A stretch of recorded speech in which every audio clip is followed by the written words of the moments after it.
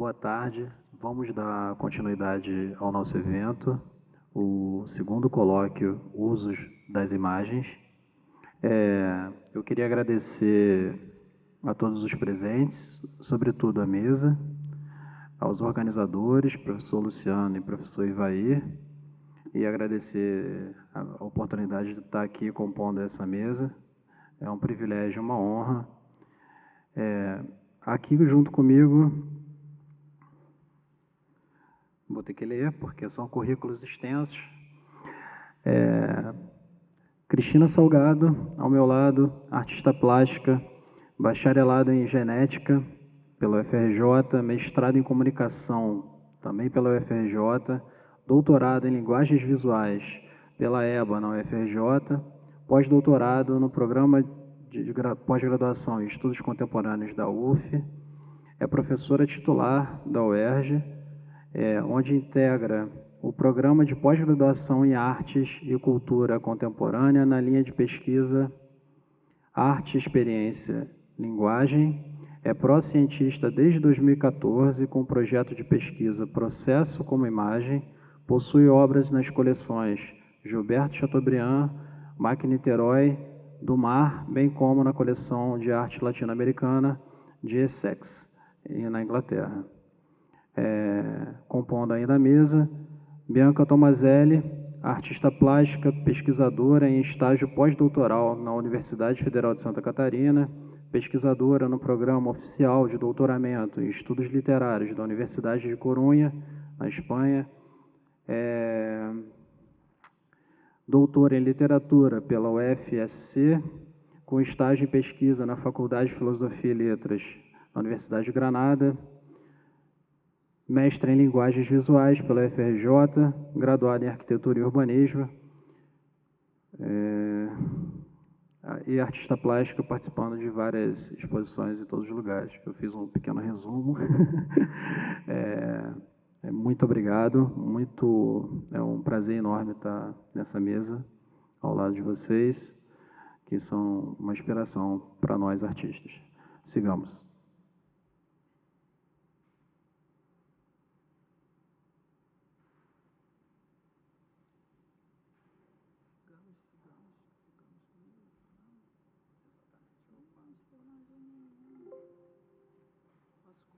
Sim, passando a palavra, então, para a doutora Cristina Salgado.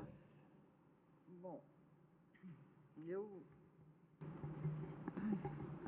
eu agradeço o convite do Ivair e do Luciano e a oportunidade de rever aqui a Bianca, conhecer aqui o Rafael e vocês todos, obrigada. Eu nunca participei de um seminário, gente, eu estou um pouco nervosa. Eu vou ler, espero que não seja chato. Assim. O Ivair me disse que eu podia falar aqui algo relacionado à pesquisa da minha tese, que se chamou Escultura como Imagem, e sobre meu trabalho de artista.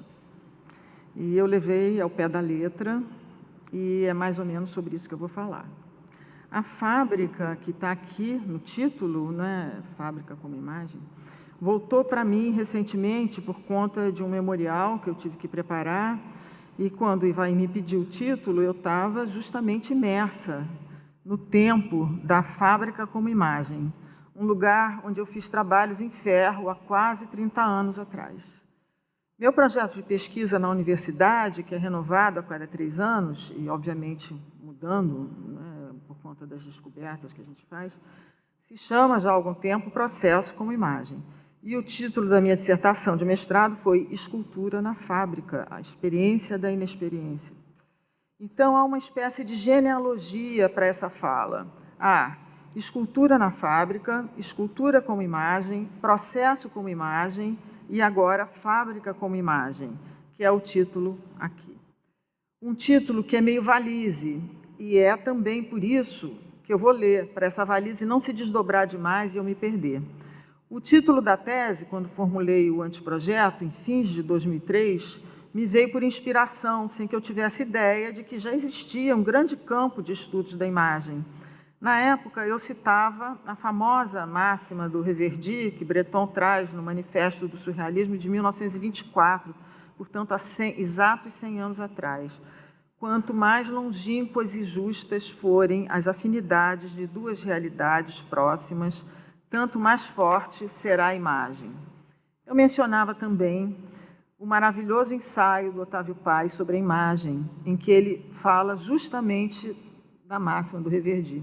Mas ele dizia, como grande poeta, que a imagem teria o poder de realizar a núpcia dos contrários, unidade da pluralidade, e que o sentido da imagem se explica só por meio da própria imagem. Não considerava, como acho complicado considerar até hoje, que eu fizesse um trabalho de escultura. Não era isso também a que me referia com a palavra escultura no título do projeto, Escultura como Imagem. Eu estava buscando pensar sobre alguma coisa que eu não conseguia definir precisamente e que eu achava que percorria toda a minha produção. Cheguei a pensar em corpo, que para mim sempre foi a minha obsessão como tema, ou talvez uma concentração em uma figura central única. Não tinha qualquer ideia sobre o pensamento do ícone, porque o iconoclasmo bizantino e a doutrina da imagem eram coisas muito distantes e não entravam no meu radar. Menos ainda conhecia o ótimo texto do Jean-Marie Schaffer, chamado Corpo é Imagem, que saiu em 2008 na Arte Ensaios, ano em que eu defendi minha tese e que só vim a conhecer bem depois do meu doutorado. Eu gosto muito desse texto, mas para mim esse título já é uma imagem. O corpo é imagem. É importante dizer o quanto era e ainda é viva a memória do impacto que eu tive ao conhecer a obra de Roberto Magalhães, meu professor nos anos 1900, agora tem que dizer milênio, século e década, né? Porque já estamos, eu sou do milênio passado, do século passado, enfim. Nos anos 1970, no Parque Lage, na oficina de desenho de imaginação. Ali frequentei suas aulas quase silenciosas. Sua influência fundou a minha metodologia de artista, se é que eu tenho alguma, que é a de uma relação com o imaginário. Agora você pode mostrar. Essa imagem do trabalho do Roberto Magalhães, que eu mostro aqui, vi pouco tempo depois de ter sido sua aluna, que durou um semestre e um pouco, em uma exposição sua, talvez de 1979 ou 80, numa galeria que se chamava Saramenha, no Shopping da Gávea, que na época se chamava Rio Sul, e que era de dois irmãos, o Vitor Arruda. Vocês conhecem esse artista, Vitor Arruda? Que não era, pelo menos publicamente, artista. Talvez já fosse artista, certamente já era artista, mas ele era dono de galeria, junto com seu irmão, que eu acho que se chamava Roberto Arruda. A Saramenha era do Vitor Arruda. E essa imagem me impressionou profundamente, né? E eu acho que essa imagem, de alguma forma, também participou da inspiração inicial do anteprojeto Escultura como Imagem, uma estrutura com um elemento central meio emblemático, mas, sobretudo, já em 79, como em 2003, essa imagem estava também relacionada ao meu interesse pelo estranho, que continua firme em todas as traduções que vêm sendo feitas desde desse ensaio fundamental do Freud, de 1919, o inquietante, o infamiliar, o incômodo. Alguns anos depois da tese concluída, já num processo de decantação, me chegou Jean-Luc Nancy, com seus livros Corpo Fora e Corpus. Ele tem um texto deslizante, muito difícil para mim, que não entendo de filosofia, mas que vai bater em tudo que eu li de psicanálise e em Marie-José Mondzan. Em Corpo Fora, Nancy cita Freud em um capítulo, mas em um certo capítulo, que é o Corpo Estranho, o Estrangeiro, mas sem revelar a fonte, bem no seu jeito, cheio de dobras e camadas para iniciados. Depois encontro a mesma citação em outro capítulo, aí dando a fonte, e depois novamente em Corpus. É uma frase, para mim, fundamental do Freud e completamente sintética. não veio depois dessa. Essa é a frase. Eu tinha que ter mostrado aquela escultura, que é o meu trabalho de defesa. Não precisa, acho que todo mundo já viu. Essa frase, a psique é extensa e ignora o de todo. A psique é corpo e é precisamente isso o que lhe escapa. Aqui, Nancy falando, 2 pontos. A psique é extensa, não sabe de nada, escreve Freud numa nota póstuma. Extensa, a psique não se sabe extensa. A extensão, em geral, não é para se saber, é para mover, para emocionar. Fecha aspas, né? Isso aqui é uma fala do Jean-Luc Nancy, mas a frase do Freud é essa: a psique é extensa e ignora o de tudo. A psique é corpo e é precisamente isso que lhe escapa. Isso, para mim, é a frase, né?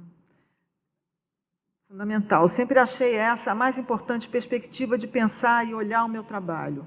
Fiquei feliz ao encontrar 2 autores que me são importantes dando as mãos, mas eu hierarquizo Freud sempre em primeiro lugar para mim, né? Na tese Escultura como Imagem, dediquei um capítulo para desdobrar o título, usando os termos de Reverdy, de distância e justeza, para explicar esse contraste dentro do próprio título, a suposta concretude que vem com a palavra escultura e a suposta imaterialidade que vem com a palavra imagem. Porque naquele tempo, 2004, 2008, que foi o período do meu doutorado, era planaridade mesmo que a palavra imagem, conotava para o senso comum, de modo geral. Minha orientadora, Glória Ferreira, nossa orientadora, me deu uma imensa bibliografia sobre imagem. O primeiro encontro com a noção de imagem natural no ensaio de Mondizan me colocou em contato com os mistérios da concepção e da encarnação como relacionados com a imagem. Foi uma estranheza quase tão grande quanto a daquele desenho do Roberto Magalhães. As primeiras leituras sobre iconoclasmo Muito obrigada. As primeiras leituras sobre iconoclasmo me arregimentaram instantaneamente para o campo dos combatentes pela imagem contra os iconoclastas, os iconófilos. Imagem, ícone, economia, as fontes bizantinas do imaginário contemporâneo, de Marie-José Mondizan, foi um livro que chegou depois da qualificação e foi fundamental na escrita da tese. Eu preciso agradecer a Ana Miguel, artista, porque eu não falo francês, não leio francês, e eu tive que ler esse livro com um dicionário do lado, uma loucura. E a Ana Miguel lia comigo uma parte grande desse livro, ela lia alto e a gente conversava. Foi publicado em português anos depois. Filiada convicta, mas cada vez menos à iconofilia, fui descrevendo meus processos e entrando em contato com conceitos importantes nesse livro de Mondizan. Mergulhei no diálogo com o patriarca Nicéforo, na elaboração das antirretiques, que é o texto de defesa da imagem, né, escrito em grego.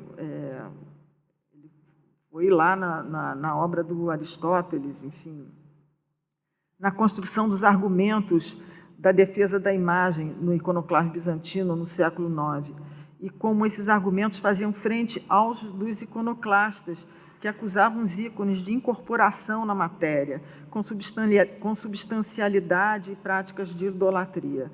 Como os iconoclastas perderam a guerra, sobrou pouco material para os seus argumentos, sempre são os vencedores, né, que permanecem. Como os iconoclastas, Mondizan, no entanto, relaciona movimentos da vanguarda do século XX, a arte moderna e produções mais contemporâneas a tendências iconófilas ou iconoclastas, mas ressalta que nada é puramente uma coisa ou outra, e isso os patriarcas já sabiam bem.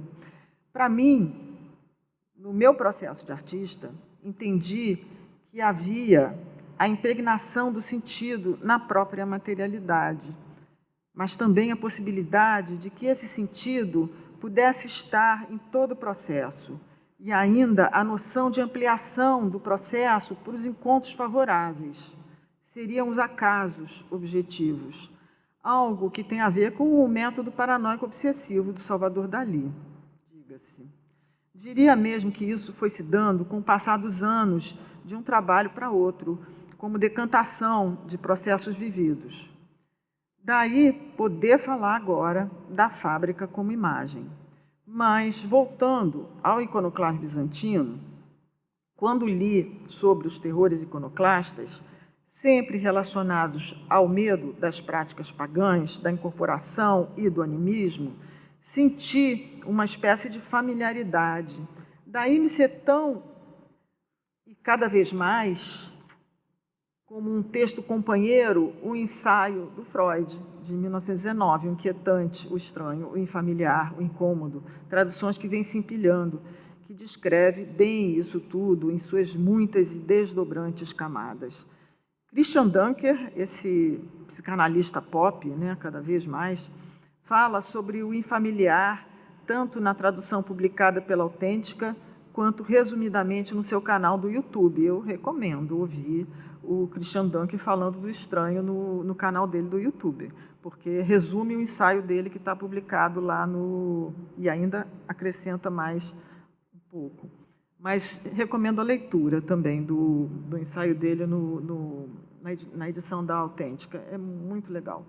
Comenta que na terceira parte do texto, Freud, ao mencionar o estranho em formas poéticas, o cinema e a literatura, enfim, sugere que o Christian Dunker sugere que o Freud abriria a possibilidade de pensar um perspectivismo. O Christian Dunker ele não fala isso no ensaio escrito, porque é um voo um pouco ousado, mas ele fala isso no canal dele do YouTube. Ele menciona lá o Viveiros de Castro. Eu acho bacana assim, pensar sobre isso, sugerindo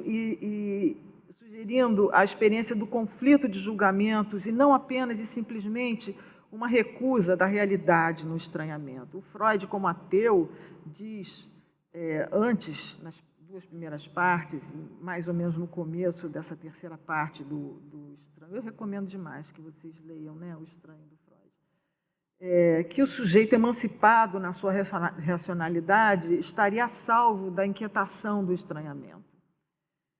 Mas esse é um tema assim, que eu precisaria estar mais preparada assim, para falar sobre isso, porque me perturba esse estranho do Freud. Eu acho sensacional, porque eu tenho medo do escuro.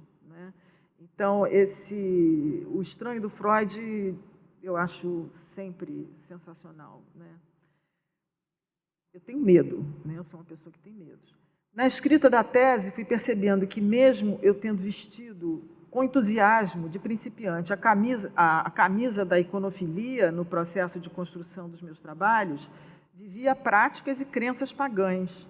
Em alguns trabalhos, nem tanto na incorporação na matéria, mas na gestualidade, no próprio processo. Digo com isso que se deu algum entendimento de um extracampo do trabalho em diferentes aspectos.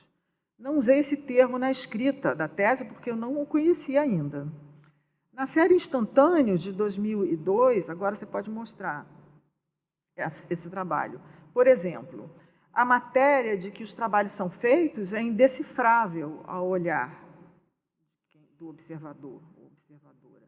Há quem ache que eles são de argila ou de gesso. Na verdade, alguns deles são de isopor por dentro, como esse daí. De dentro para fora é isopor, depois resina, papel machê, massa acrílica, finalmente tinta PVA, pêssego da Souvenir. Outros têm interiores misteriosos, até para mim, atualmente, próximo. Passados 20 anos da sua feitura, como esse da série Nuas, de 1999, não sei mais o que tem aí dentro. Esses trabalhos se mostram sem revelar o que possuem internamente com as suas superfícies rosadas, que exigiram muito trabalho de lixamento até que fosse obtido o acabamento que eu desejava e uma sequência infindável de acariciamentos para sentir se a superfície estava mesmo uniforme. e um imaginário que se dá no momento, né, que você está fazendo, que depois é outra coisa, né, porque a imagem ela não é, a imagem se move, né? Ela é mutante, a imagem ela é em movimento, né? Produtora de coisas, né? Na tese, há o capítulo em que relato o processo dos trabalhos em ferro soldado e em ferro fundido, realizados na metalúrgica, na Pavuna, Companhia Federal de Fundição, na década de 90, que eu chamo aqui de fábrica, com F maiúsculo, né? Descrevo a aquisição dos modelos, as bonecas de plástico colorido e os esvotos de cera, que serviram para os moldes da fundição, e um pouco do universo da fábrica. E esse foi o grande tema da dissertação do mestrado. Observo ainda na tese que, diferente dos trabalhos da série Nuas, de 99, Instantâneos, de 2002, em que o processo, a matéria e a estrutura são ocultos, os trabalhos em ferro, você pode mostrar agora, cooptam a sua materialidade para o seu significado e que, de alguma maneira, mostram também a forma como foram realizados na fábrica. Acho que a instalação no interior do tempo... acho que é o próximo. Aí. Realizada já depois de tudo consumado, quer dizer, o ano da extinção total da fábrica, é o trabalho que traz melhor essa relação com fábrica como imagem. Em fábrica como imagem, isso que dá título à minha fala hoje, uso a mesma estrutura de relação de duas realidades distantes e justas de que fala Reverdy, citado no manifesto do surrealismo. E o mesmo recurso que usei em escultura como imagem, processo como imagem. Tanto fábrica quanto processo são, para mim, produtores de sentidos infinitamente. Fábrica na sua dureza, concretude, tanto quanto escultura. E imagem na sua definição, agora mais conhecida, de presença de uma ausência.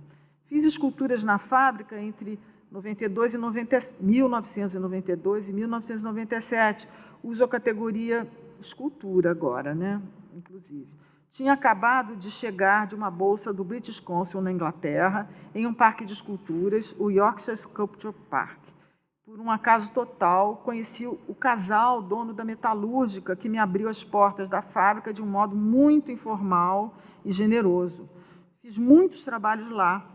As séries Mãos de Ferro e Multidões, em 92, Meninas, em 1993, Humano e Inumano, em 95, além de obras avulsas e bases para vários trabalhos posteriores, que não eram mais de ferro e que eu mostrei em 99, além de uma peça usinada, pontuda, que integrou a instalação Ver para Olhar, que mostrei no Terreiro do Paço, em 2012, peças que eu peguei na fábrica e que compuseram parte dessa instalação no interior do templo, também mostrada no Paço Imperial em 2015. O Paço Imperial participa demais da minha vida, né?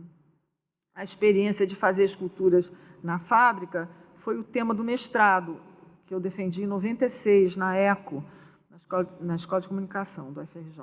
A dissertação teve o título Escultura na Fábrica, Experiência da Inexperiência. Esse título já é quase a dissertação inteira, né? A dissertação foi, sobretudo, sobre a minha relação com os trabalhadores, do meu trabalho com o trabalho deles, como vivia a atmosfera toda da fábrica, desde o meu transporte de Laranjeiras a Pavuna e a volta para casa. Na dissertação, isso importava muito mais do que o meu trabalho de artista, do que uma reflexão sobre as obras em si. Afinal, era um mestrado na Escola de Comunicação. Claro que eu falei dos trabalhos também, só que não sob uma perspectiva mais aprofundada da teoria ou da história da arte. Inclusive, tinha na banca uma pessoa especificamente do mundo da teoria e da história da arte que me espinafrou assim, demais por não falar justamente de teoria e história da arte. Na época da escrita da dissertação, eu estava completamente imersa no trabalho na fábrica, fazendo a série, a que dei o nome, certamente não por acaso, Humano e Inumano. Heloísa Teixeira, então Heloísa Buarque de Holanda, professora na ECO, ficou muito interessada em todo esse contexto e foi a minha orientadora. Conversando recentemente com Heloísa, falamos sobre como hoje, quase 30 anos depois, tudo seria muito diferente. Eu, claro, sou outra pessoa. Há uma nova consciência do olhar para as alteridades, uma bibliografia contemporânea sobre formas de lidar com experiências de imersão em universos formais e de relações humanas. Minha experiência hoje poderia ser chamada de residência artística, mas não poderia, porque não tinha essa formalização de residência, nenhuma curadoria, por exemplo. Assim como a Bolsa na Inglaterra também não tinha esse aparato todo, e hoje é provável que seja feita de modo muito diferente. Mas foi bastante produtiva para mim, entre outras coisas, porque aprendi a trabalhar com ferro. Na fábrica, isso foi interessante na convivência, porque os metalúrgicos viam que eu entendia alguma coisa do assunto. Mas o fato é que era impossível esquecer que eu era amiga dos donos, a única mulher naquele ambiente. Havia, claro, as secretárias, etc., mas em lugares muito distantes dos galpões. Eu era a estranha, a estrangeira, a intrusa, mas de quem o grupo com quem trabalhei passou, suponho, a gostar, depois que o primeiro estranhamento se dissipou, porque eu fui bem insistente, fiquei indo lá por alguns anos, com uma frequência que variava de intensidade. O mestrado entrou já com o bonde andando e me pegou mergulhada, aliás, no período mais intenso de trabalho, que foi 1994 e 95, em meio às relações múltiplas em ação, aos questionamentos de toda a ordem que os trabalhadores me faziam em relação ao meu papel ali, sobre religião, sobre o meu próprio trabalho, suas finalidades, significado das coisas que eu fazia, meu próprio meio de vida, né? Eram questões que me exigiam respostas que eu precisava elaborar, inclusive porque eu não vivia diretamente daquele trabalho que eu estava produzindo ali. Iria expor num espaço institucional, não trabalhava com nenhuma galeria. E trabalho e sobrevivência para aquelas pessoas tinha uma conexão muito direta. A dimensão e o pensamento da imagem só me chegaram com palavras anos depois, com a pesquisa da tese, e o processo como imagem foi chegando depois também, mesmo que primeiro fosse intuído na dissertação tão perturbada por tantas contradições, que Otávio Paz chamaria a pluralidade do real, e que só mesmo a imagem poderia dar conta. Formalmente, a fábrica era um espetáculo louco, assim, perturbador. O grande dia da fundição, as milhares de ferramentas, as máquinas imensas funcionando, as montanhas de matérias, os sons, caminhar pelos pátios entre os galpões, olhando para o chão, por exemplo, era encontrar coisas incríveis. Dias muito tristes, como o dia de demissões, houve várias. O trabalho cruelmente pesado, como jato de areia, em um dia daqueles de 50 graus, em que um homem se vestia com uma roupa de astronauta para jatear algumas peças depois da fundição, e muito mais, muito mais. A partir de 1997, tudo foi mudando. Eu e a fábrica. Os donos, por necessidade, iam diminuindo seu tamanho, o tamanho da fábrica, e transformando o seu funcionamento. Voltei algumas vezes, mas eram tempos difíceis. Quase nenhum velho conhecido, uma forma de trabalhar muito diferente. Não consegui me encaixar mais, apesar da boa vontade geral. Em 2015, fui avisada de que a fábrica iria finalmente ser vendida, para desaparecer e para outra coisa vir em seu lugar. Era para me despedir. Foi uma visita melancólica. Fui com a artista portuguesa, Susana Anágua, eu acho que... que fazia doutorado no nosso programa, o PP Arts, e tinha interesse em ruínas de instalações industriais. Encontramos os grandes galpões esvaziados e silenciosos. Lugares antes muito barulhentos, com suas imensas máquinas em funcionamento, seus tornos, caldeiraria, fundição. Fomos autorizadas, acho que você pode passar mais um e deixar aí. Eu tinha uma exposição programada para dali a alguns meses e em processo de elaboração. Aquele convite e a visita fecharam o processo como se fossem acasos objetivos. Voltamos poucos dias depois com uma caminhonete. Coletei algumas coisas lindas. A exposição se realizou no Paço Imperial, com curadoria do Marcelo Campos e se chamou No Interior do Tempo. É aquela imagem que eu mostrei antes. Em 2017, retornei ainda uma vez à fábrica, que já estava definitivamente vendida. Voltei lá acompanhando a antiga dona, e essa foi, de fato, a despedida. Deixei lá tudo o que havia pego em 2015. Há algumas coisas que me arrependo demais de ter abandonado, alguns objetos que participaram da exposição. Um velho objeto encardido e fedorento, usado como apoio para polir peças de aço inox em um banco. Você pode mostrar.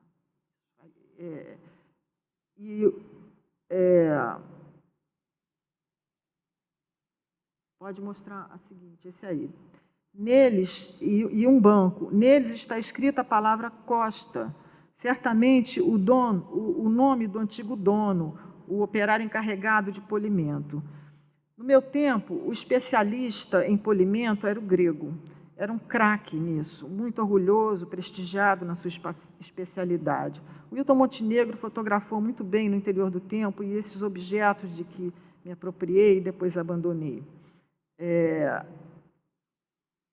O Wilton Montenegro fotografou muito bem No Interior do Tempo e esses objetos que me apropriei e depois abandonei.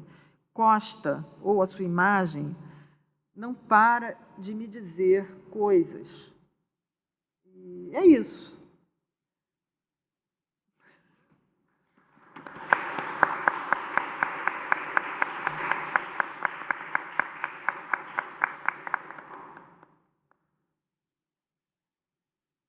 Então, vamos passar a palavra então para Bianca Tomazelli. Muitíssimo obrigado, Cristian Salgado. Eu vou fazer uma troca aqui de posição com a Bianca para ela manipular o computador.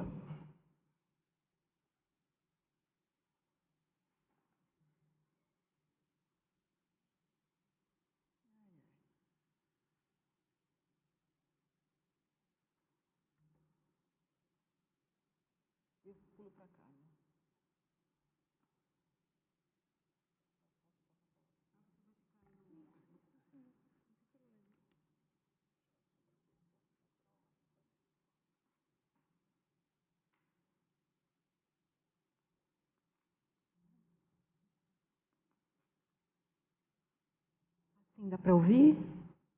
Dá para ouvir? Tá ok? Cristina, você parou no Costa. Eu fiquei pensando toda a enciclopédia da Costa, tudo. A gente tem que conversar muito depois. Muito incrível Costa, isso. Costa, e você fala da psique, que é extensa e não se sabe extensa, né? No banco do Costa. Incrível. Mas, assim, eu queria começar agradecendo. Eu fiquei emocionada e já fiz direto o comentário para Cristian Salgado, porque é muito emocionante estar aqui. Eu passei uma parte da minha vida aqui no Rio, acompanhada de Vair, Luciano, várias pessoas que estão nessa sala, e gerei um filho aqui, né? Então, assim, desculpa eu ficar até emocionada, porque esses acasos objetivos, que são super incríveis, que você comenta, de eu estar numa mesa com a pessoa. Desculpa, quem me conhece sabe que eu não costumo ficar assim, mas com a artista que estava apresentando sua dissertação quando eu entrei no programa. Então,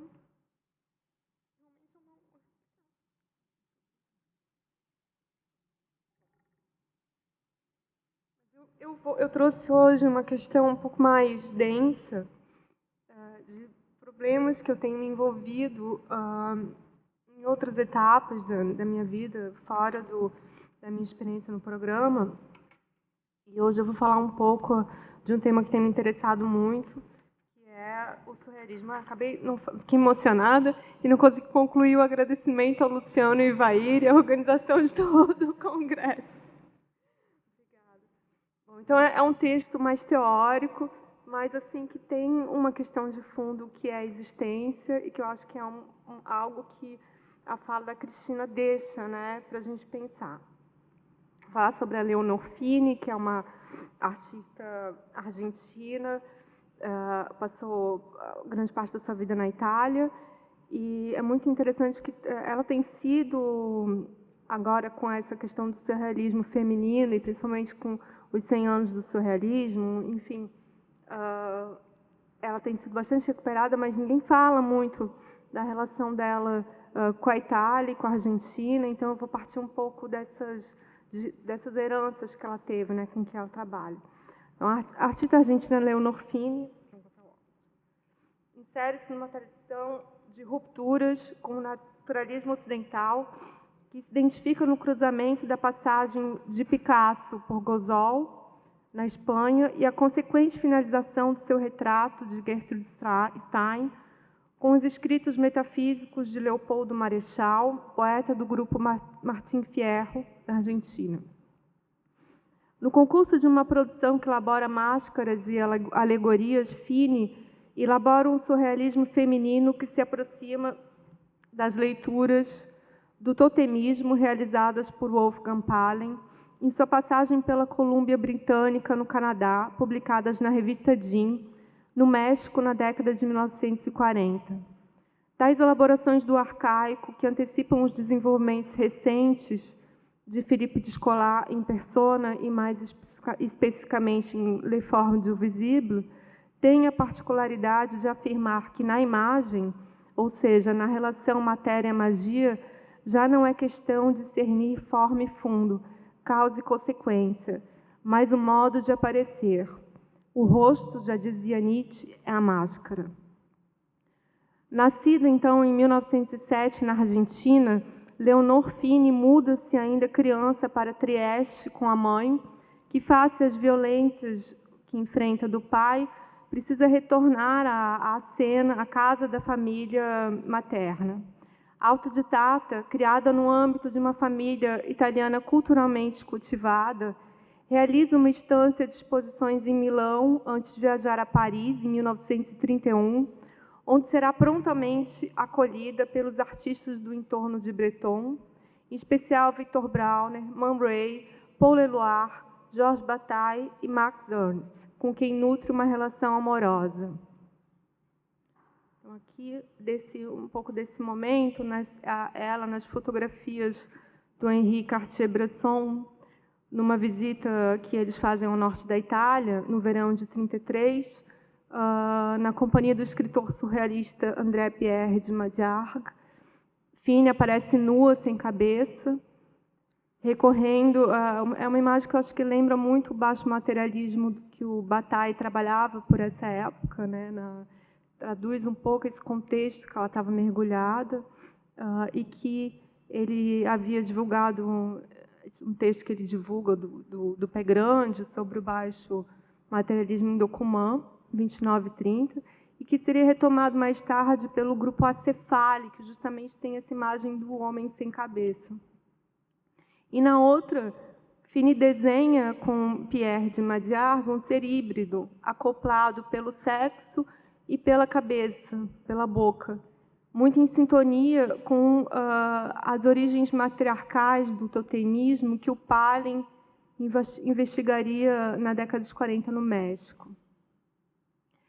Ela integra a exposição de desenhos surrealistas na Galerie des Quatre Chemins, em 1935, e no ano seguinte, 1936, participa da Exposição Internacional dos Surrealistas na New Burlington Galleries, em Londres, e realiza uma exposição com Max Ernst na Julian Levy Gallery de Nova York, com texto de Giorgio de Chirico e poema de Paul Eluard.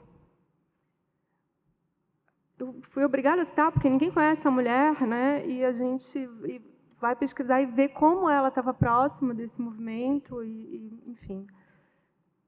A Pastora das Esfinges, são essas... Não, são quase.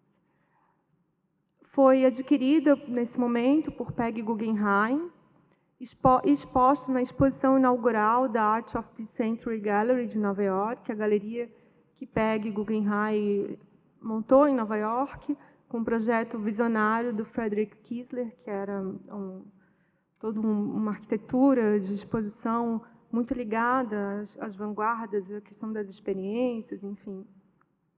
E foi mostrado também em An Exhibition by 31 Women, de 1953, que contou com a participação de Leonora Carrington, Merit Oppenheim e Dorothea Tanning. Esses trabalhos da coleção da Peggy Guggenheim, não sei se vocês sabem, mas eles, após a guerra, quando eles retornam para os Estados Unidos, Peggy Guggenheim retorna com os surrealistas, casada com Max Ernst. O Solomon Guggenheim, ele não adota, ela não vai ser mostrada, ela não faz parte da coleção do museu. Então, ela só vai começar a entrar em circulação, essa coleção dos surrealistas, das mulheres surrealistas, depois da década de 70. Ainda em 39, aqui um pouco desse momento, né, que eu estava falando.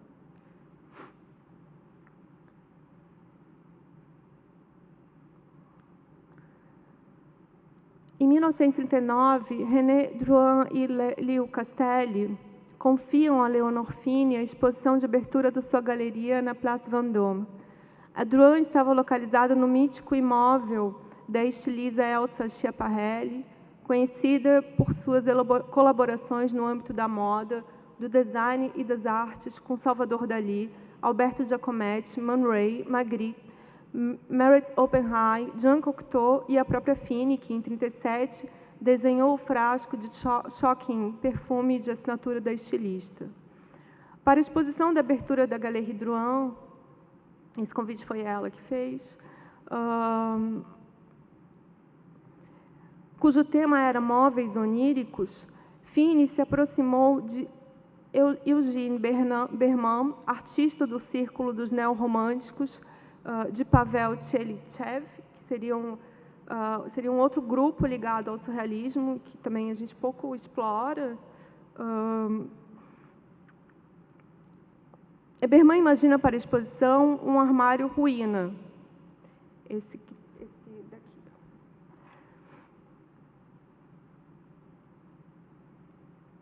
Em resposta ao armário antropomórfico arquitetado por Fini. Flanqueado por duas criaturas aladas de cabeleiras florentinas, um híbrido humano, animal e vegetal, o armário antropomórfico era exposto ao lado de La Peinture et l'Architecture, inspiradas nas gravuras do Le Costume Grotesque et le Métier, os trajes grotescos e as profissões, realizadas por Nicolas de L'Armesson entre 1680 e 1690. Os trajes grotescos e as profissões realizadas por Nicolas de L'Armesson eram figuras comicamente adornadas em acordo com cada uma das suas profissões. Essas gravuras, aqui a gente tem, né, são as roupas da pessoa que faz os fogos de artifício, as roupas do açougueiro, por exemplo. Essas gravuras são alegorias sociais dos bailes de máscaras da corte, onde a nobreza vestia-se com roupas exuberantes, representando as mais diversas atividades e objetos, desde um jogo de boliche a uma garrafa de champanhe. Remetem igualmente às danças macabras medievais, nas quais o anjo da morte veste-se com trajes de ofícios daqueles que conduz com os ofícios daqueles que ele conduz numa dança em direção aos próprios túmulos. As alegorias de Fini inserem-se numa tradição bastante explorada por Leopoldo Marechal, poeta do grupo da revista Martim Fierro, que reuniu apoiadores do surrealismo, dadaísmo e ultraísmo em Buenos Aires na década de 20. Tendo convivido com a obra de Picasso em sua estadia em Paris em 1926, Marechal aproximou-se da antiguidade clássica no desenvolver de uma escrita que é ao mesmo tempo realista e metafísica, a exemplo dos poemas de El Centauro, Sonetos a Sofia e Heptameron. A arquitetura e a pintura são, na verdade, autorretratos, Fini, pintora e arquiteta da exposição na Drouin, realizadas no limiar do ser e do ver-se sendo, a tensionar os limites da representação e das ciências humanas, um tema sobre o qual Michel Foucault se dedicaria um pouco depois, em 1966, com a publicação de As Palavras e as Coisas, cujo prefácio recupera certa enciclopédia chinesa, citada por Borges, companheiro de Marechal no grupo de Florida. Finney reporta-se igualmente a uma tradição que lhe acompanhou desde a infância, nos anos que viveu em Trieste, que foi muito explorada pelos artistas neorromânticos do círculo de Celicev, em seu resgate da comédia dell'arte italiana. James Straub, crítico e impulsionador do grupo, afirma em After Picasso, de 1935, que, tal como os maneiristas italianos do século XVI precisaram enfrentar as obras de Leonardo, Rafael ou Miguel Ângelo, os neorromânticos tomaram a difícil tarefa de confrontar a produção imensa e heterogênea de Picasso. Face aos caminhos abertos pelo cubismo e a abstração, confrontaram Picasso a ele próprio, voltando-se para a temática melancólica e o cromatismo existencial das fases azul e rosa, reivindicando o universo da figura e o repertório dos palhaços, acrobatas e arlequins. Em L'Ensemble, o grupo Sir Francis Rose põe em cena uma academia imaginária do grupo neorromântico, claramente tributárias dos proto-surrealistas de O Rendezvous, de Max Ernst, de 1922, que é a primeira reunião, né, o proto-surrealismo, a gente chama, que, por sua vez, apresenta uma versão esotérica e... eu acabei não botando, achei que tinha colocado. Mas, enfim, acho que vocês conhecem todos, né? Que é também, então, essa versão esotérica e alquímica da Escola de Atenas de Rafael. No entanto, se na pintura de Ernst a montagem empresta à composição seu tom onírico, delineando o choque de diferentes tempos, contextos e espaços, aqui a gente tem Dostoiévski, Rafael Sanzio, toda a questão alquímica, né, dos alquimistas egípcios, tem uma série de cortes de tempos que ele vai colando nessa pintura. Então, se essa pintura ela funciona, ela opera com esses cortes, que é muito presente no trabalho do Max Ernst, a questão da montagem, da colagem. Em L'Ensemble, o que predomina é uma cena de existências. Então, aqui a gente vê vários deles, né? Jean Cocteau ali sentado, aquela que está com verde é Gertrude Stein, do lado dela está a mulher dela, que foi secretária do Alice Toklas, que ficou muito conhecida pelas experiências com cozinha. Então, Alice Toklas tem todo um trabalho que vai ser revelado com a escrita da Gertrude Stein, que são trabalhos assim de surrealistas com receitas de cozinha, que ela vai trabalhando com materiais insólitos naquelas receitas. Então, tem todo, você vê ali Alice Toklas meio que com uma atividade quase que de bordado, eles estão todos ao mesmo tempo encenando a sua existência. É isso que, de algum modo, predomina nessa apresentação do grupo. Notemos que, um pouco antes de realizar Les Mademoiselles d'Avion, tela que lhe consagra a aventura do cubismo e a exploração da arte africana, que Breton insistirá em classificar como surrealista, Picasso recebe da amiga colecionadora Gertrude Stein o encargo de realizar o seu retrato. Após haver se dedicado a pintar Stein por longas 90 sessões, sem, no entanto, conseguir terminar o seu retrato, Picasso interrompe o trabalho e vai a Gozol, uma pequena cidade nos Pirineus, no norte espanhol. Interessado pelas esculturas arcaicas ibéricas, admira a arte românica do século XII e faz amizade com um senhor paisano, Joseph von Tevilla, que é um senhor, um ancião,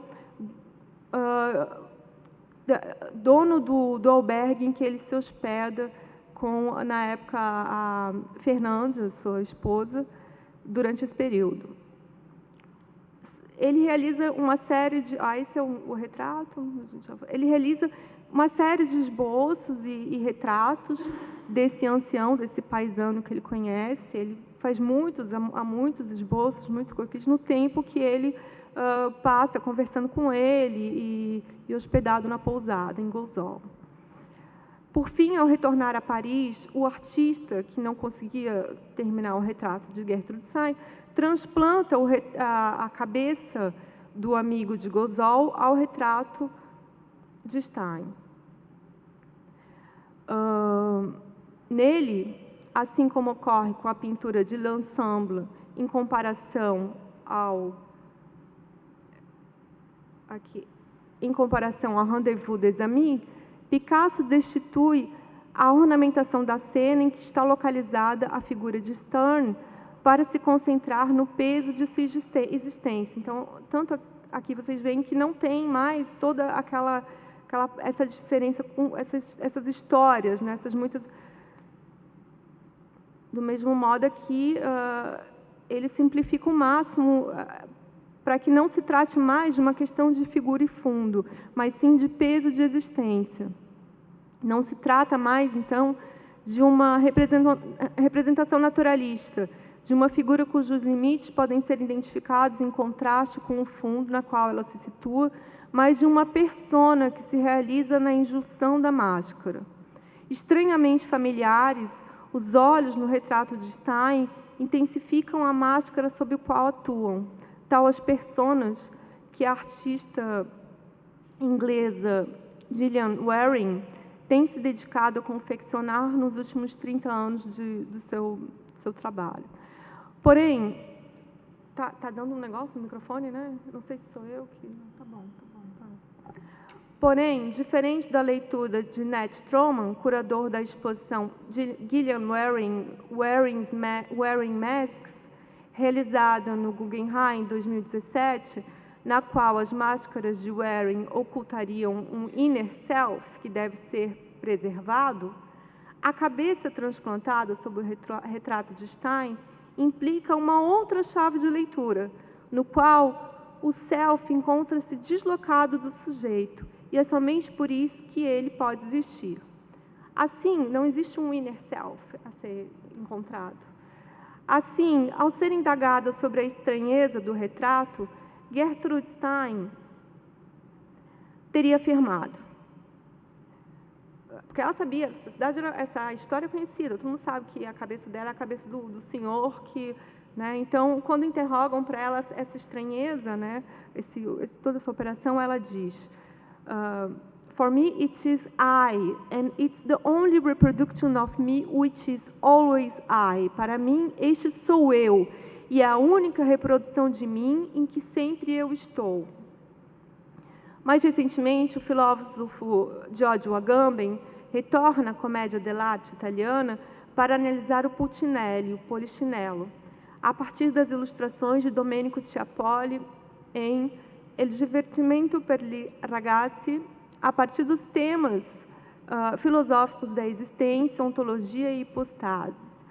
Pulcinello, Polichinello, não é exatamente um personagem de tipo identificável, mas a coleção, ou melhor, uma confusão de todos os traços que caracterizam os personagens da comédia. É impossível distinguir o que é único e o que é réplica em Pulcinella. E por isso Pulcinella, como Arlequim e todos esses personagens da história da arte, tanto Picasso e esse grupo dos neorromânticos retoma, não é mais só, é sempre uma multidão. No escopo da biopolítica gambiana, Pulcinella se apresenta como irreparável. Lembrando que em livros anteriores, na Comunidade que Vem, por exemplo, Agamben define o irreparável como: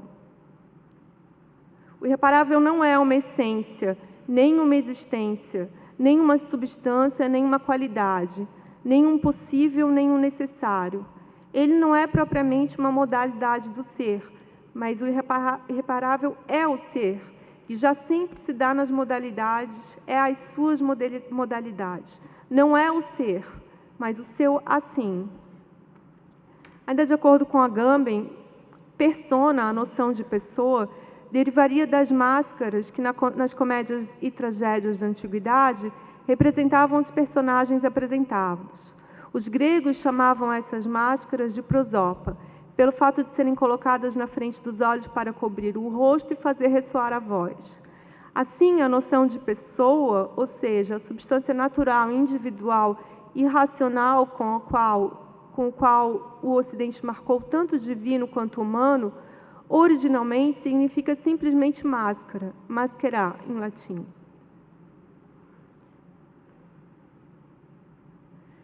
E isso é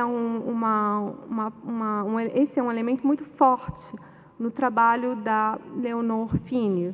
Ela tem todo um trabalho que ela fez figurinos de cinema, fez todos os figurinos do cenário dos filmes do Fellini, o 8 Mulheres e Meia, né? Isso. Tem uma produção enorme de máscara. E essas máscaras, elas estão tanto nas pinturas, nos desenhos, nas ilustrações. Ela vai fazer uma série de ilustrações de um livro de uma surrealista que ficou anônimo durante quase 30 anos. Breton incluiu esse livro nos seus manifestos, no grupo surrealista. E nesse livro, ela faz essa máscara, que é uma máscara... Esse livro chama-se... Não, eu me esqueci do nome dela, depois eu trago no texto para vocês. Mas essa máscara ela aparece tanto nesse livro dessa surrealista, que é uma leitura do Marquês de Sade, quanto no próprio livro da Leonor Fini, que chama O Sonho de Leonor, é um livro de desenhos, e ela confecciona a máscara e veste e sai. Ela tem uma coisa muito forte com os bailes, assim, com os bailes, com as festas, e tudo isso que ela aparece na iconografia dela, na pintura dela, ela veste. A gente não sabe se é algo que ela fez para vestir, se é algo da pintura, onde que aquilo veio, onde que aquilo começa. É uma coisa que acontece junto. Então, aqui são desenhos desse livro, O Sonho de Leonor. E aqui são bailes que ela vai, e aí ela vai falar, ela vai escrever sobre isso. Ela diz que ela vai nos bailes, não é para ficar nos bailes, ela vai nos bailes para fazer a entrada. O que importa para ela é entrar. Depois, pronto, acabou, ela vai embora. Então, é essa performance do encenado que importa a ela. E aí, a respeito disso, ela vai falar: vestir-se é um meio de ter a sensação de mudança de dimensão, de espécie, de espaço. Vestir-se e travestir-se é um ato de criatividade. E isso se aplica a alguém se tornar outro personagem ou seu próprio personagem. Trata-se de inventar-se, de ser transformado, de ser aparentemente tão mutável e múltiplo quanto se sente dentro de si. É o excesso de externalização de fantasias que carregamos dentro de nós. É uma expressão criativa em seu estado bruto.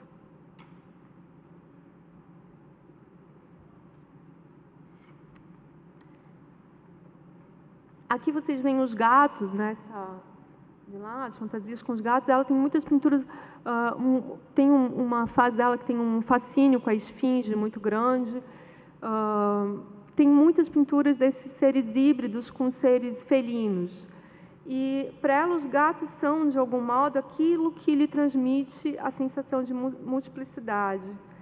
Ela executou inúmeras pinturas, desenhos, aquarelas e gravuras em homenagem aos gatos, chegando a publicar, em 1977, um livro inteiramente dedicado à sua paixão pelos felinos. E ela morava numa casa com, sei lá, 20 gatos. Assim,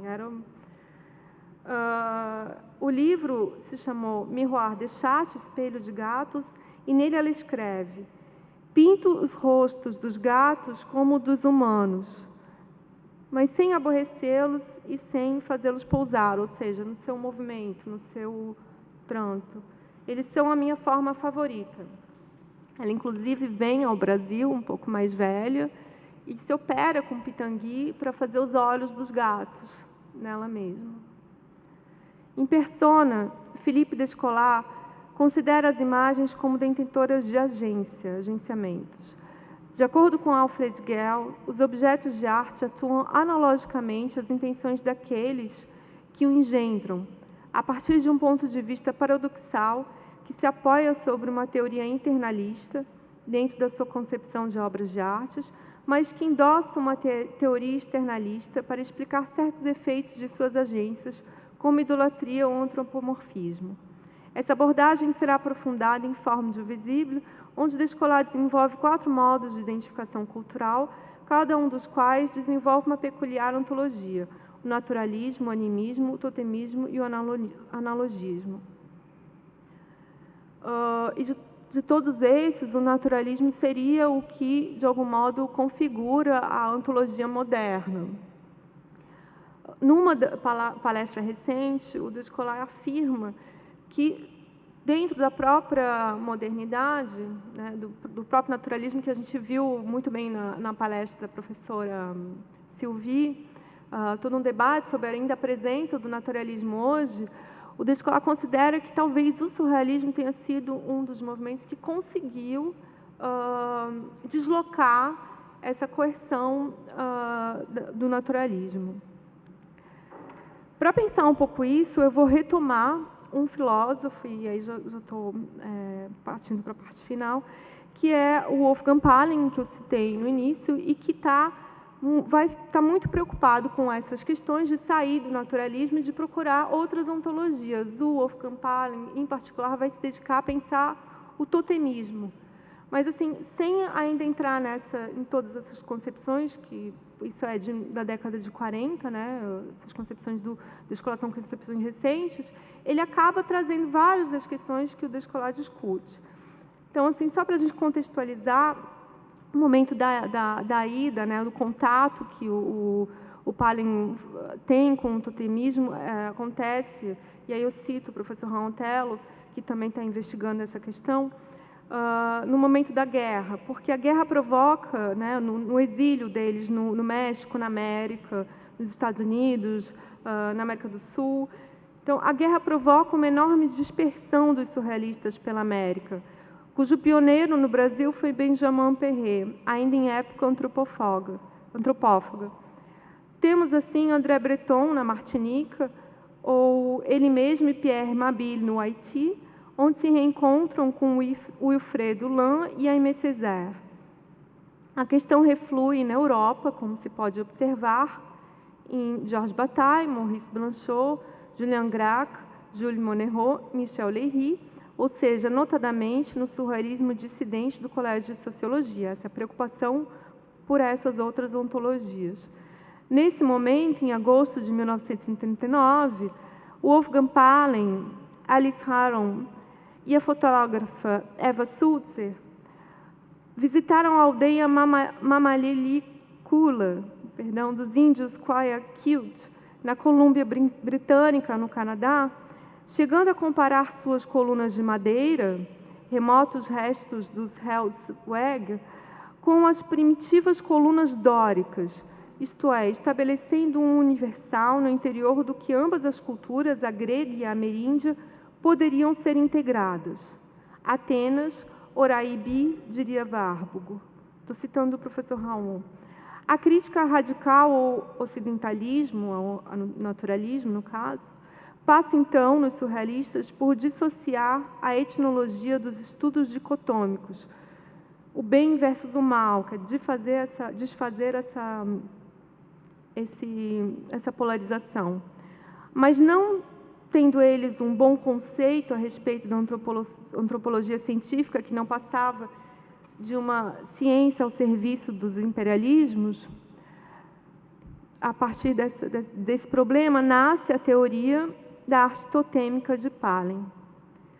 Em Totemic Art, publicado no número ameríndio de Jean, de dezembro, os números que correspondem aos números 4 e 5 de dezembro de 1943, Pahlin associa o totemismo a uma esfera da magia que ele definirá como uma sorte de mimetismo afetivo, cujos vestígios podem ser encontrados em toda a humanidade.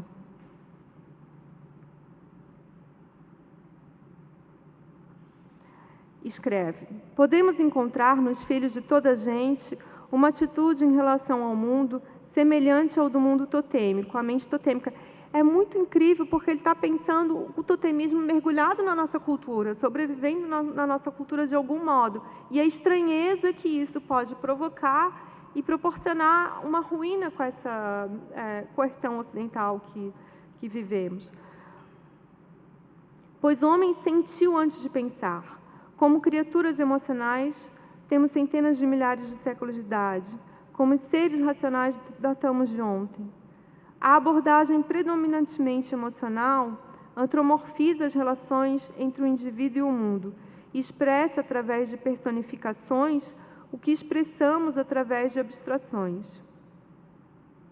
Enquanto a ação for determinada por reações emocionais e não por premeditação racional, toda comunicação será uma comunhão.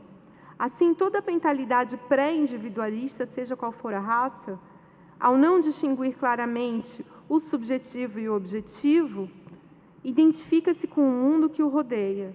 E é essa identificação afetiva que cria o clima mágico em que se encontra o mundo totêmico. Para Palen, no anseio de integrar forças superiores na vida humana, as muitas práticas de magia buscam assimilar o poder de outras entidades para o indivíduo, ou assimilar o individual aos poderes extra-humanos.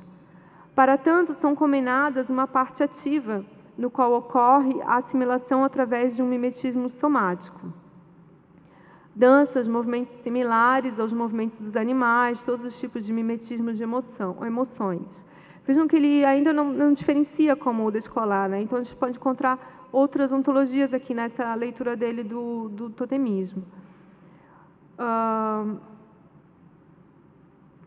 Para tanto, são combinados uma parte ativa, na qual ocorre a assimilação através de um mimetismo somático, repetindo, danças, movimentos similares aos movimentos dos animais, todos os tipos de mimetismo, de emoções, e uma parte passiva, por meio de um mimetismo de camuflagens, uso de máscaras, roupas e adereços.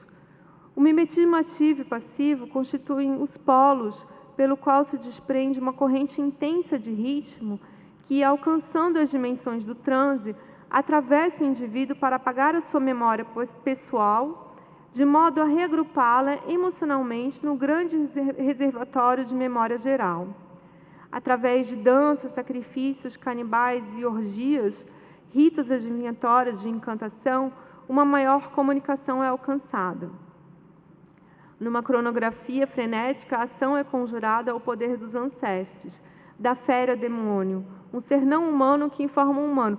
É um pouco esse universo que está mergulhado a Leonor Fini. Ela, quando ela compra se casa com... Tem vários casos, né, de uma mulher muito livre para o momento. Então, ela acaba se encontrando, tem no caso com um diplomata italiano, e se encontra com um poeta romeno, que ela pinta, faz retratos, e eles decidem viver os três em união. E viveram muitos anos juntos. Em algum momento, eles passam férias na França, tal, onde fazem festas, banquetes, e aí ela faz toda essa entrada, né, com as roupas, com as fantasias, as festas, tudo. E, em determinado momento, eles compram um antigo monastério em ruínas, em Córcega, e é muito incrível o que ela fala dessas experiências, porque aí nesse castelo estão lá as ruínas, tem as ossadas dos antigos monges, e aí as pessoas da cidade comentam, né, aquele trio, né, que vive junto, e falam daquela espécie de loucura. Dizem que eles bebem. Ela conta, tem esse vídeo na internet que vale muito a pena ver, que ela fala que as pessoas da vila falam que eles bebem vinho, fazem festas e bebem vinho nos crânios dos monges. E aí ela fala: não, as pessoas falam isso, mas não, a gente bebe em vidros, em copos, porque são muito mais higiênicos, né? Quer dizer, tem uma coisa assim muito incrível que é totalmente diferente, por exemplo, de Cindy Sherman, que a gente comentou ontem, né? É esse assumir que... e é muito o polichinelo do Agamben, porque para o polichinelo, para o Agamben, o polichinelo, ele não é só um personagem, ele é realmente uma pessoa. Quando acaba a história do polichinelo, a cena do polichinelo, ele continua vivo. O ator que faz o polichinelo não pode tirar a máscara, diz o Agamben. Tem um problema aí quando se tira a máscara. Quer dizer, é do imaginário do polichinelo que ele continua atuando e que ele está por aí, que ele, né? E aí tem uma coisa que o Agamben fala que é muito legal, que ele diz assim, o polichinelo, por exemplo, não pode ser comparado ao espectro, ao fantasma. Assim como para Palin, também o ancestral morto não é um fantasma, né? O Palin diz, isso que hoje a gente já está mais assim, familiarizado, porque a gente fala muito sobre isso hoje, mas o Palin já dizia nos anos 40 que a morte, o morto não é um fantasma, é um corpo vivo. A morte é somente um homem morto, não o fim de tudo como é para nós. Assim, um homem morto que aparece no sonho ou na cena está vivo. E é nesse sentido que se pode vingar um insulto recebido no sonho, porque aquele cara está vivo mesmo, então ele existe, não é uma coisa da minha imaginação, não tem isso, minha imaginação e a realidade não tem esses limites. Porque sem um conceito claro da realidade, também não pode haver distinção entre realidade e sonho. Sem um conceito de natureza, que é o que o Felipe Scolari tem, fala isso o Palin já fala no texto de 1940, e é o que o Felipe Scolari tem falado, a questão que não existe natureza. A natureza não existe, a natureza é um conceito que a gente fala que tem, mas não existe. Então, sem um conceito claro de natureza, não pode haver o sobrenatural, e sem um conceito de divino, das leis naturais, não pode haver transgressão dessas leis ou milagre. É nesse sentido que os artistas ligados ao surrealismo, e aí Fine, quando ela diz isso, eu não bebo um crânio, eu bebo num copo de vidro, quer dizer, eu sou, né? Eu vou passar esse... Aqui, como que eu faço? Dando play, ele vai direto? Não. Quando perguntam para ela sobre ela, quem ela é? Já está aqui, né?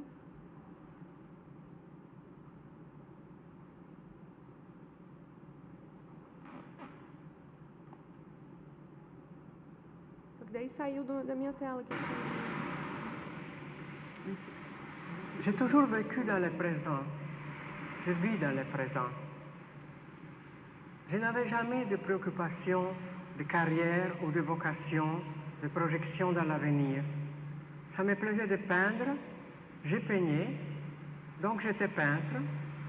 Lorsque les gens me demandent « Comment faites-vous ?», je réponds « Je suis ». Isso é muito incrível, né? Eu sou, né? Aqui um pouco para vocês verem uma dessas cerimônias que ela fez muito assim junto com...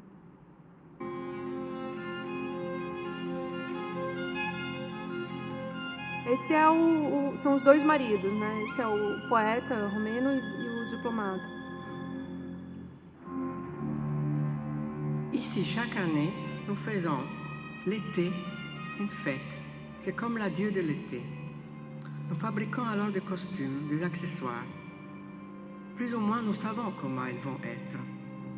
Mais les soirs, dans une lumière différente, éclairée par des bougies, dans ces grands couloirs, dans ces cloîtres, tout prend une autre atmosphère. Ça devient extraordinaire. On est émerveillé.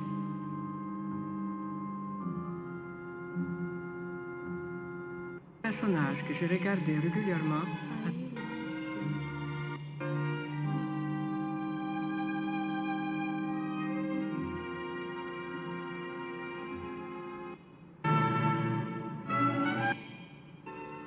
Aí as ruínas, né?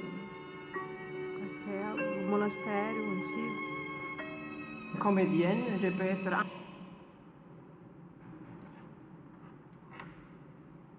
Aí, para voltar agora aqui, né? Clica lá no... Bom, notamos que para Palin, ainda, as assimilações e as metamorfoses são possíveis porque a definição do eu torna-se incipiente. Do mesmo modo, como se observa uma criança referir-se a si mesma na terceira pessoa, ou como se pode observar em certas línguas originárias uma indefinição dos termos indicativos. Palem compreende que as mentalidades pré-individualistas funcionam mais por associações do que vêm a ser grupos de semelhanças afetivas que por diferenciações. Sem separar o homem da natureza, sem dividir a natureza em animada e inanimada, a mentalidade pré-individualista considera a existência de uma essência vital, humana, onipresente e perceptível. Isso ajuda a entender a ocorrência da identificação totêmica que não conhece distinção entre traços humanos e traços animais. Aí eu fico pensando muito nessa coisa da cirurgia que ela faz para fazer os olhos dos gatos com que ela vive. Isso ajuda a entender a ocorrência da identificação, eu falei, tanto quanto o fato de que no mundo totêmico o animal é considerado humano e a figuração zoomórfica, a mistura dos traços humano e animal, não é de modo algum repulsiva. É isso.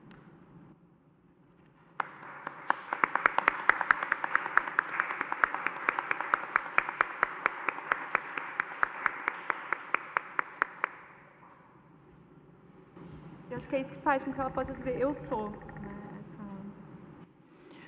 Queria agradecer as palestras, os seminários, as falas, as aulas, e passar a palavra para o público, para se alguém tiver alguma pergunta, para fazer a mesa e a gente dá início ao nosso debate.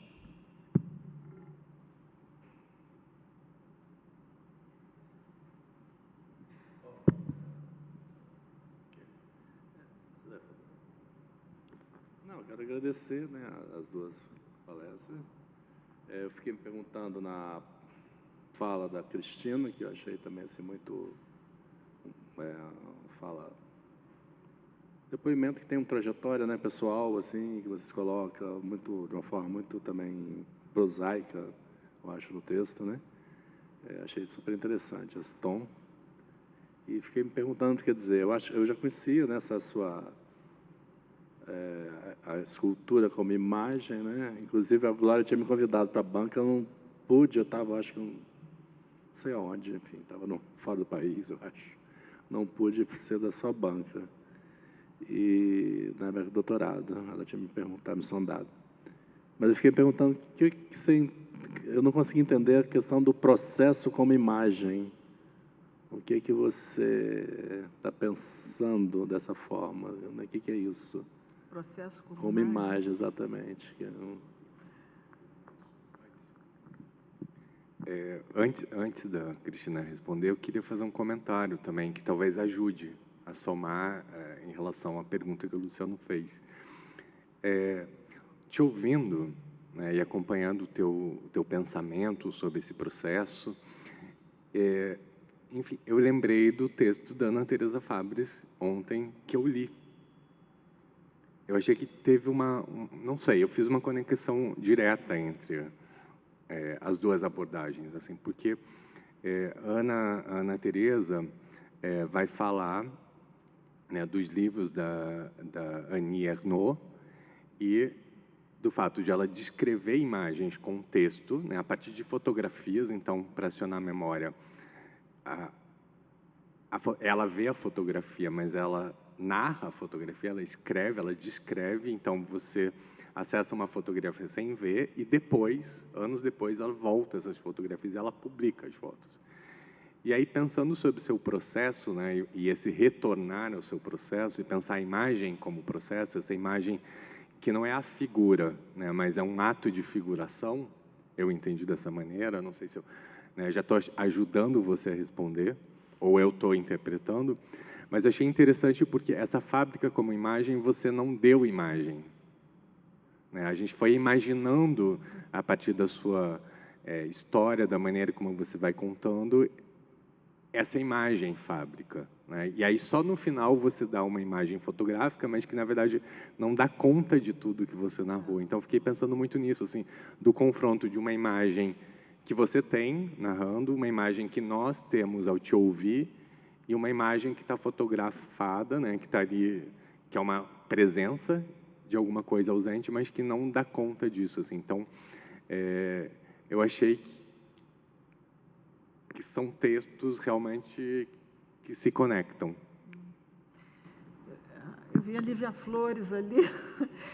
A Lívia Flores estava na minha dissertação, na banca, presenciou aquela banca do meu mestrado, que foi a... Você lembra disso? Você estava na banca do doutorado, mas você estava na banca você estava na plateia, era acho que duas pessoas só na dissertação do mestrado, que era a escultura na fábrica, e tinha uma pessoa na banca que espinafrou aquilo. Você lembra disso? Não é?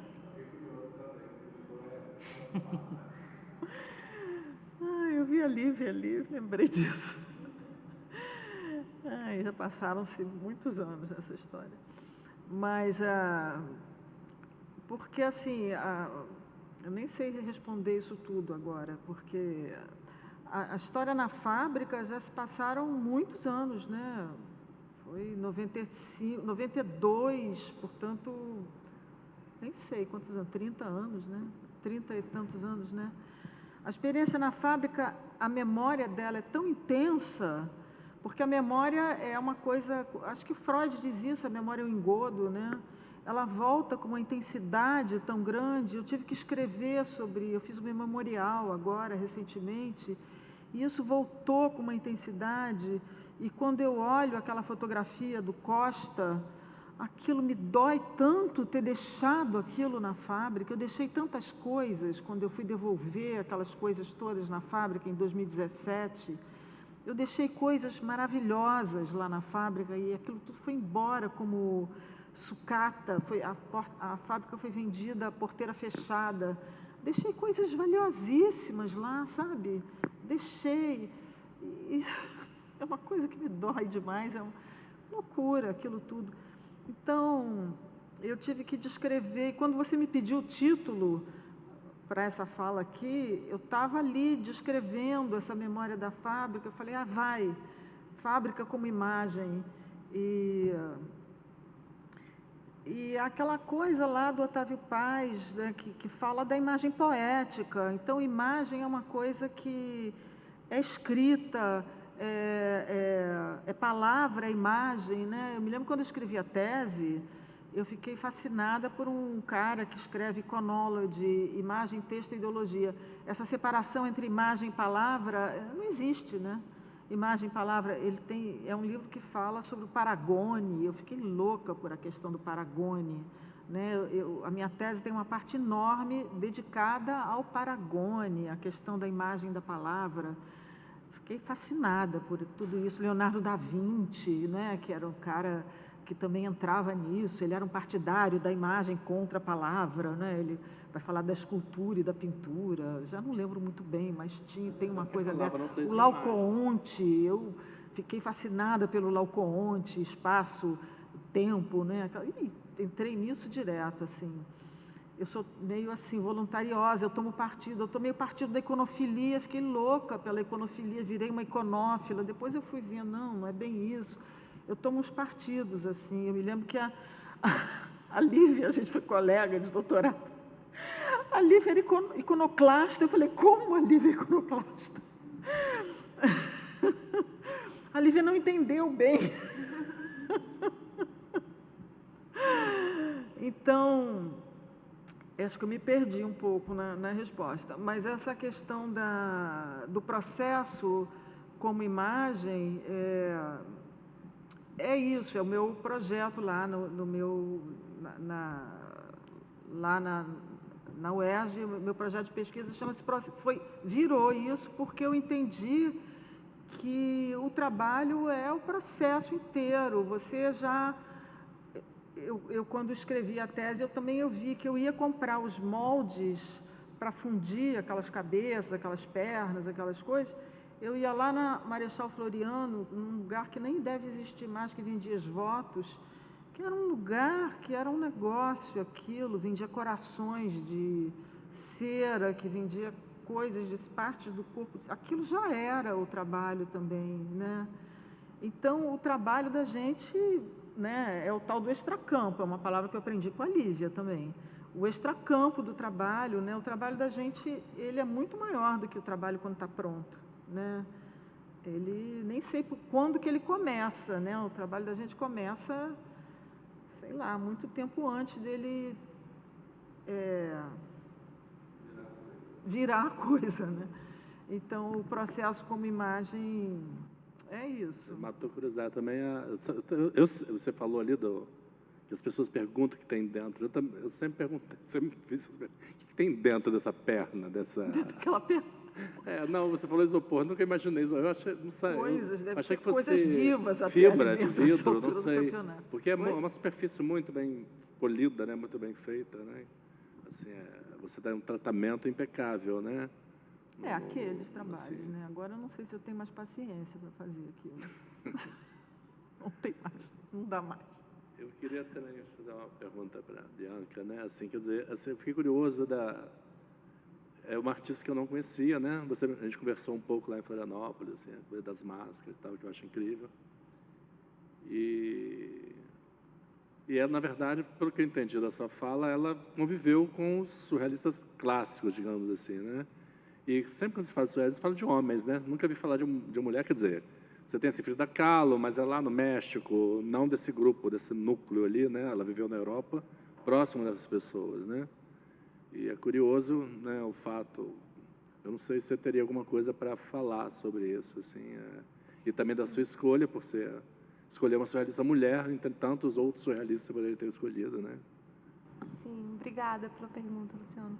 Tem uma particularidade da Fini que o Breton sempre incluiu ela no grupo, mas ela nunca quis ser incluída pelo Breton, porque ela achava ele um porre, um chato, cheio de regras, enfim, de ditados. Então, ela nunca, de algum modo, ela nunca se disse surrealista, mas ela sempre esteve envolvida. E eu acho que ela tinha um certo incômodo com as reuniões do Breton, mas ela se encontra muito com esse surrealismo feminino. Ela expõe com Dorothea Tanning e Leonora Carrington, é muito amiga delas, né? Vem para a América, visita, passa um tempo. E acho que ela está desenvolvendo esse surrealismo de algum modo dissidente, né? Tanto que o encontro com os neorromantistas, que é um nome que se dá para esse grupo, que eu mostrei, o artista que fez o armário, que ela chama para fazer o armário na exposição junto com ela e tal, são artistas que estão...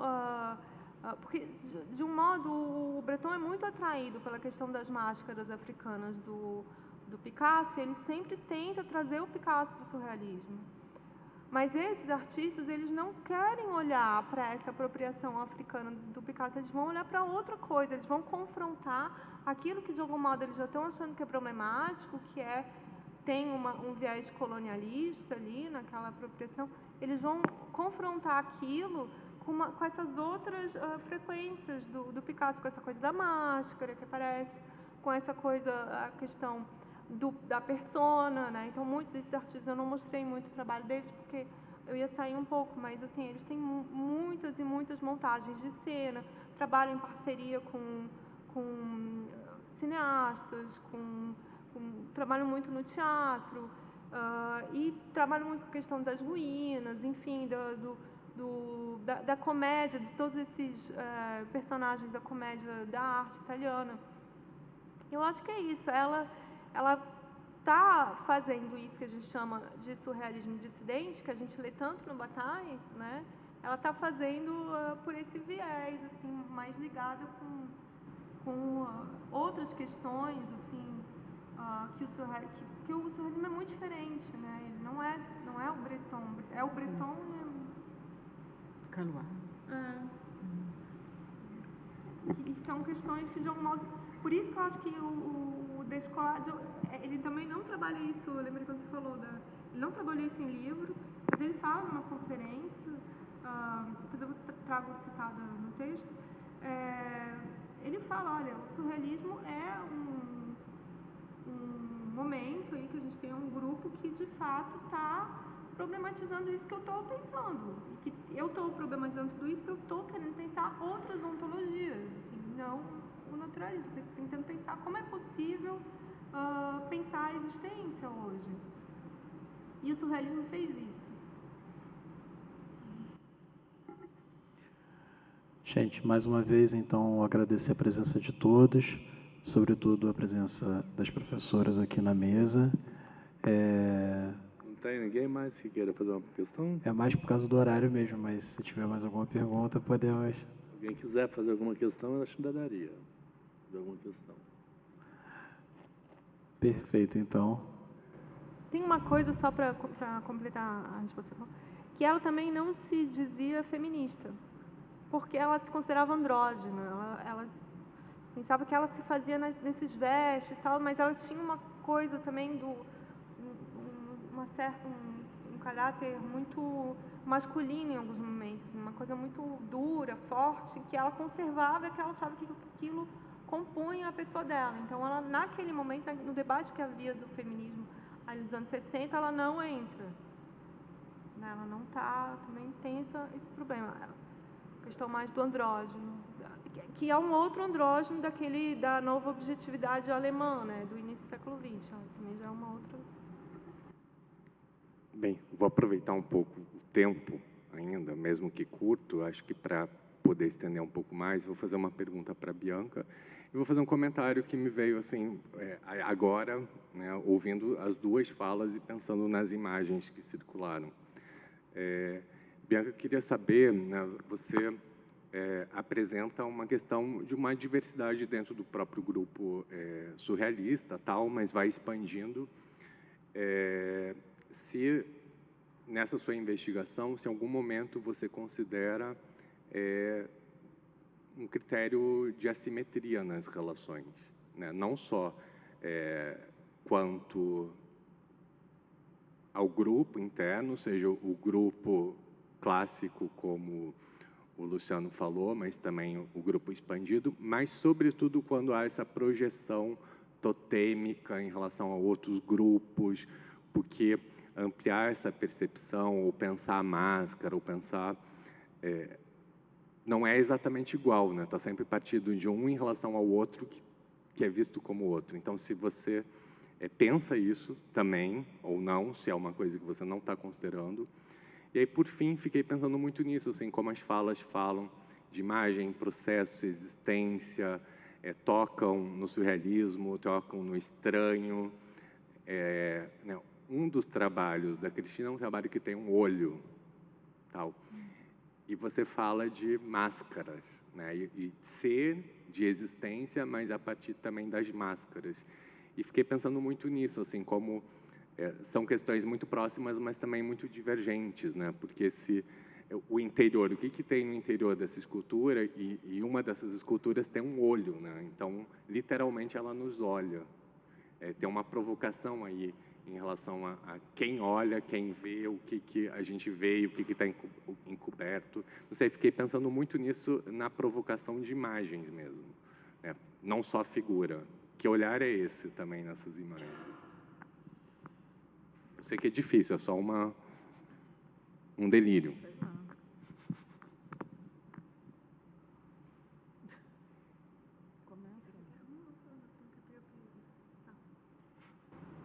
Eu só fiquei em dúvida, a questão das assimetrias que você queria que eu comentasse. Enfim, porque como você vai ao descolar, né, os 4 tipos de usos, enfim, você falou muito isso do deslocamento dos surrealistas para as Américas, contato com outros povos, se em algum momento da pesquisa você trata de uma questão assimétrica, quer dizer, de tratar o outro como o outro, quer dizer, eu vou beber, tal, mas ao mesmo tempo, o que é máscara para um é máscara, mas num sentido diferente para o outro, né? Se você trata disso ou não.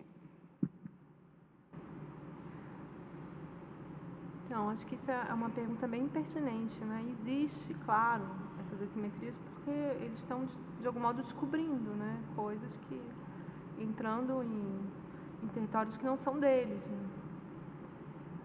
Mas eu acho que eu penso que existe uma disposição de estar ali, sabe? De se pensar de outro modo, de pensar...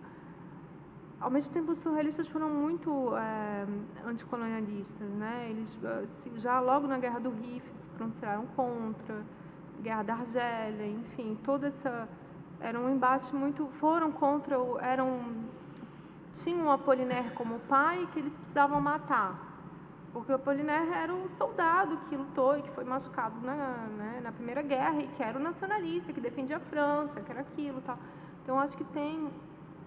E eles tinham também uma... Claro que muda, né?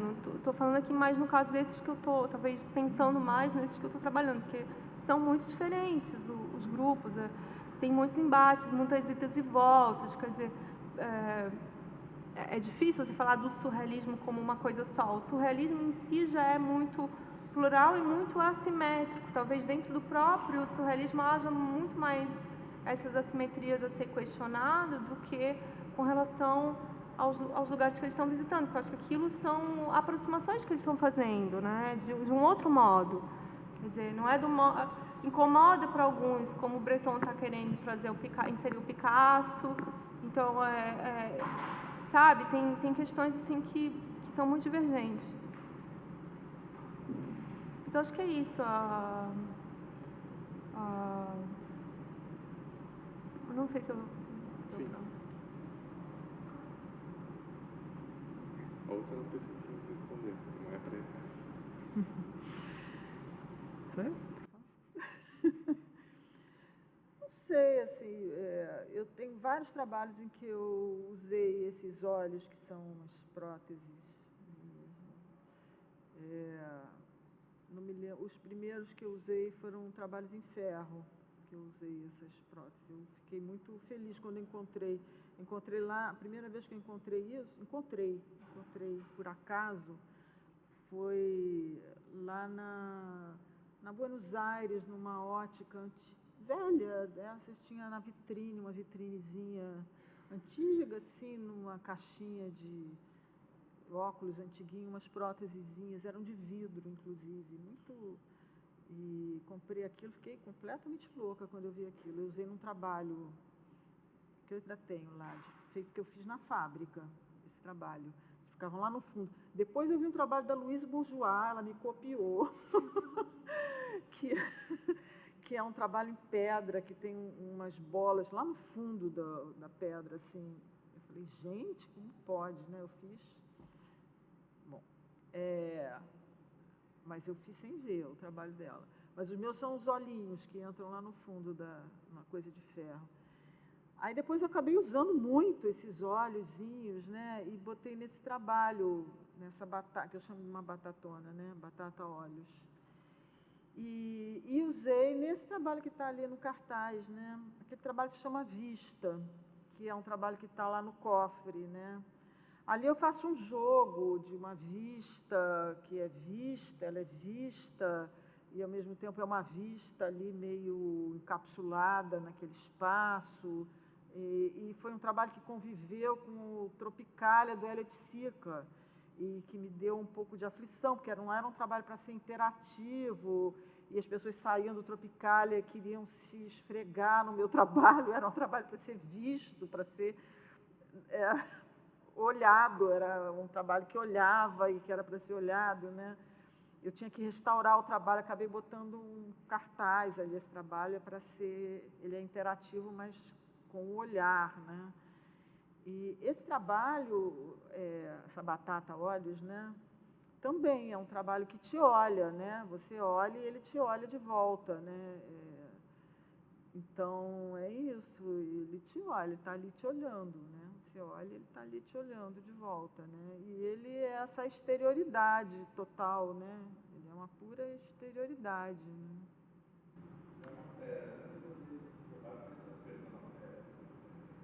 Hein? Você não viu pessoalmente? Essa grandona não, porque parece o segundo slide. Parece um feltro, não sei. A primeira imagem. A primeira escultura como imagem é um trabalho que eu fiz para o meu doutorado. Eu expus no Paço. É tapete cortado, né, em tiras, carpete.